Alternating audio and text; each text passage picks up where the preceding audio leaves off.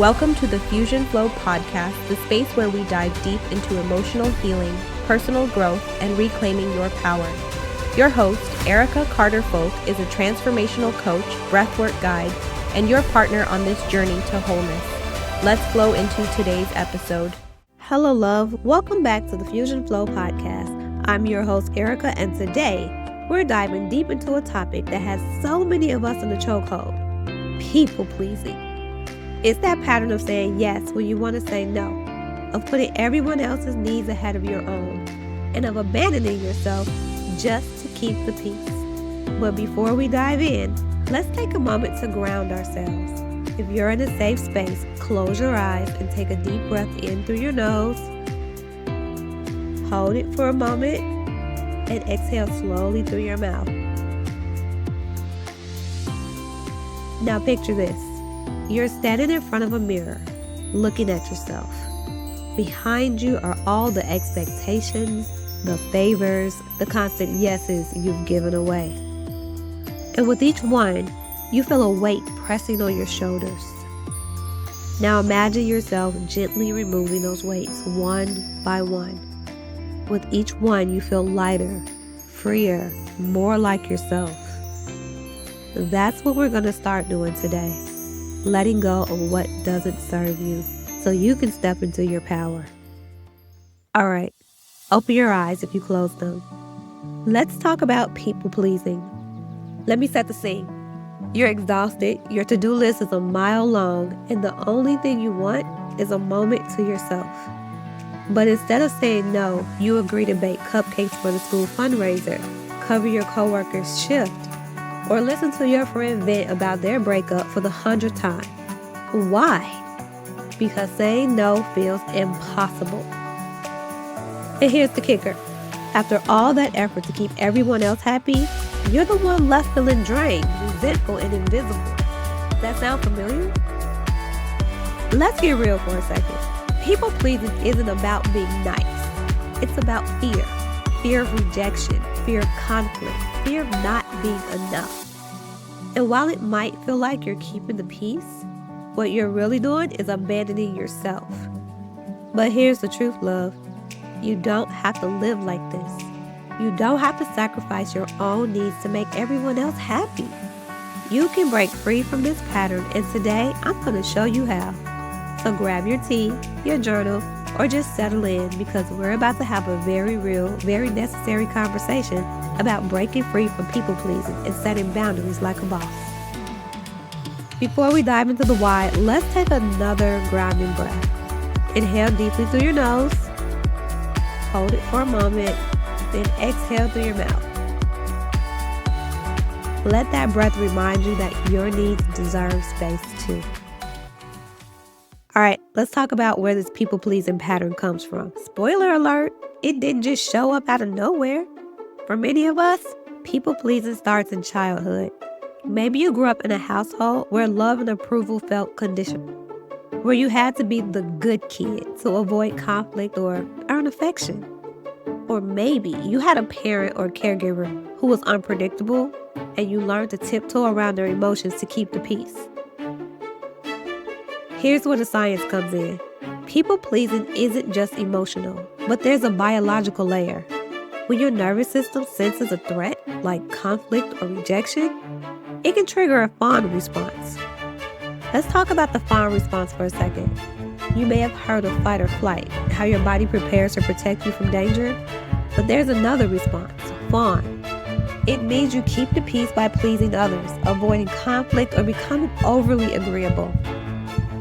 It's your nervous system's way of saying, if I keep them happy, I'll be safe. Understanding this is powerful because it means your people-pleasing isn't a flaw. It's a protective response you can rewire. And let's not forget the societal layer, especially for women. We're taught to be agreeable, to avoid confrontation, to put others' needs ahead of our own. We're praised for being selfless, but no one talks about the emotional toll it takes. Here's the thing. People-pleasing isn't kindness. It's self-abandonment. Every time you say yes when you mean no, you're sending yourself a message. My needs don't matter. My voice doesn't matter. I don't matter. But love, that's a lie. Your needs do matter. Your voice does matter. You matter. And it's time to start living like it. So let's talk about how to break free from this pattern and start setting boundaries. The first step to breaking free from people pleasing is figuring out what you actually want and need. People pleasers are so used to prioritizing everyone else that they lose sight of their own desires. So the first step is simple but powerful. Get clear on what you actually want. Here's the thing. You can't set boundaries or honor yourself if you don't know what you're protecting. This step is about reconnecting with yourself, your values, your desires, and your energy. So grab your journal and answer these questions. What makes me feel happy and fulfilled? What drains my energy or makes me feel resentful?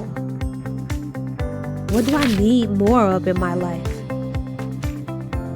Rachel, one of my clients, was a busy mom and a manager at work. She felt like her life was one big to-do list for other people. She was exhausted. One day during the session, I asked, Rachel, what do you need right now? Rachel paused. I don't know. She whispered. Her eyes filled with tears. I've spent so long making sure everyone else is happy that I don't even know what I want anymore. I leaned in. Let's start small. If you had one quiet hour just for you, no interruptions, no obligations, what would you do? She hesitated and then smiled. I'd curl up with a book and actually finish a cup of tea while it's still hot. That was the beginning. From there, Rachel started journaling, discovering what brought her joy and what drained her. She wasn't just breaking free from people-pleasing, she was reconnecting with herself.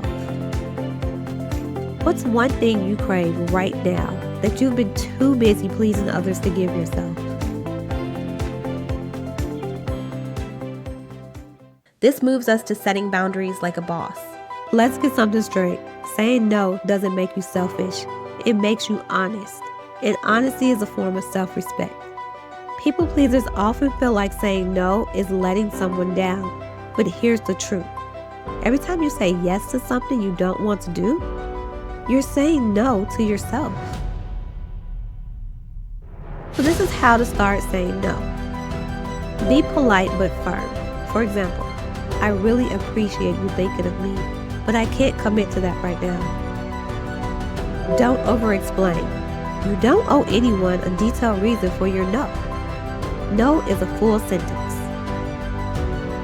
Start with small things like declining a favor or skipping an event you don't want to attend. One of my clients, Jen, was the go-to person for everyone in her family. Need a ride? Call Jen. Need someone to plan your family reunion? Call Jen. She was drowning in obligations, but she was terrified of saying no because she didn't want to disappoint anyone. We worked on small steps, starting with saying no to baking cookies for her niece's bake sale. You see, one day, her sister called and asked her to bake cookies for the bake sale. Jen hesitated, then took a breath. I'm sorry, I can't this time. Silence. Wait, you can't? I really can't. I've got a lot on my plate, but I know you'll do great. Jen hung up. Her heart was racing. She didn't explain, she didn't justify, and the world didn't end. It wasn't easy. And with every no, Jen felt a little lighter and a lot more empowered.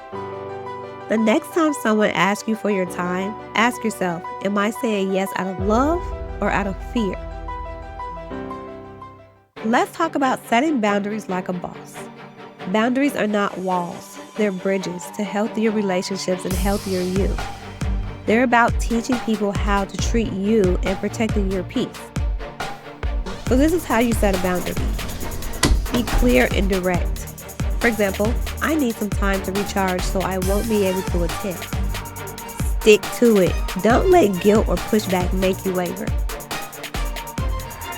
Again, start small. Begin with low-stakes boundaries like setting a cutoff time for responding to texts or emails. According to psychology, boundaries help regulate your emotional energy and reduce feelings of overwhelm. When you don't set boundaries, you're more likely to experience burnout, resentment, and even physical issues. Studies show that people who maintain clear boundaries experience lower stress, better sleep, and even improved immune function. Your brain loves clarity, and boundaries give it just that. I had a client named Maria who struggled with boundaries at work. Her boss would send her emails at all hours, and she felt obligated to respond immediately, even at 11 p.m. It was affecting her sleep, her mood, everything. Together, we worked on setting a boundary: no emails after 7 p.m. At first, she was terrified her boss would think she was lazy and uncommitted. But finally, she mustered up the courage. I've decided I won't be responding to work emails after 7 p.m. It helps me recharge so I can do my best. Her boss hesitated. Then he nodded. Got it. I respect that. I'll do the same. Boundaries are contagious. If this boundary was for someone you love, would you feel guilty setting it? Our next step is reframing rejection. Let's talk about rejection, because this is where people pleasers often get stuck. The fear of disappointing someone or being rejected can keep you saying yes when you mean no. But here's the truth. Rejection isn't about you. It's about the other person's expectations. So to reframe the fear of rejection, instead of thinking, they'll hate me if I say no, remind yourself, if they truly care about me, they'll respect my decision. Understand that rejection is redirection. If someone can't handle your boundaries, they're showing you who they are. And that's valuable information. Brené Brown says it best. Daring to set boundaries is about having the courage to love ourselves, even when we risk disappointing others. Lisa always said yes to her best friend, even when it hurt her. But one day, Lisa needed to focus on herself and told her friend she couldn't hang out. Her best friend always expected her to drop everything and be available. When Lisa said no for the first time, her friend got upset and accused her of being selfish. You are being selfish. Her friend snapped. It hurt, but Lisa realized that her friend's reaction wasn't about her. It was about the friend's unmet expectations. Lisa felt the sting but took a breath. I care about you, but I also need time for myself. And guess what? That boundary ended up strengthening their friendship because it forced them to communicate more openly. This moves us to step 5, practicing self-validation. People pleasers rely on external validation to feel worthy. Beloved, your worth isn't determined by how much you give or how many people you like. It's time to start validating yourself. Here's how to practice self-validation. Celebrate your wins. At the end of each day, write down one thing you did to honor your needs. Affirm your worth. Use affirmations like, I am worthy of love and respect, just as I am. Reflect on your growth. Look back on where you started and how far you've come. I had a client, Sarah, who constantly sought praise from her boss to feel like she was doing a good job. And when she didn't get it, she spiraled into self-doubt and thought she was a failure. We worked on shifting her focus to self-validation, and every day she wrote down one thing she was proud of, whether it was finishing a project or simply saying no to an unnecessary meeting. Over time, she stopped needing external validation, and Sarah's confidence didn't depend on anyone else's approval. Every step you take towards breaking free from people-pleasing is a step towards reclaiming your power. It's not easy, but it's worth it. And remember, love, this journey isn't about perfection. It's about progress. One no, one boundary, one moment of self-validation at a time. Love, every boundary you set is a declaration of self-worth.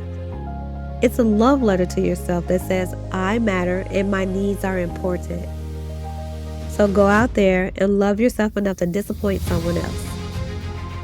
It might just be the best decision you ever make. If this episode resonated with you, share it with someone who needs to hear it. And don't forget to subscribe so you don't miss next week's episode, where we'll be talking about how to build confidence after a major setback. Until then, take a deep breath, set a boundary, and remember, you don't have to please everyone to be worthy of love. You're already enough, just as you are. I'll see you next time. Thank you for tuning in to the Fusion Flow podcast. If you enjoyed this episode, don't forget to subscribe, leave a review, and share it with someone who needs to hear it.